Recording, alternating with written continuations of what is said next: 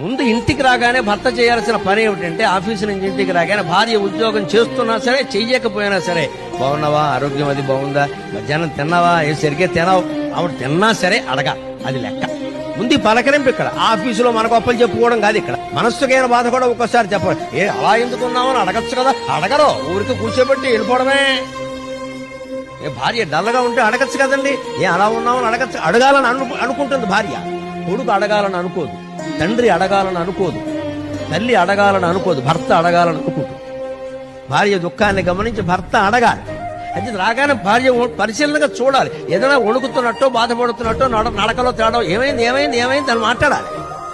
అక్కడ తండ్రి అవతారం ఎత్తాలమ్మా. భర్త కాదు, తండ్రి అవతారం ఎత్తాలి.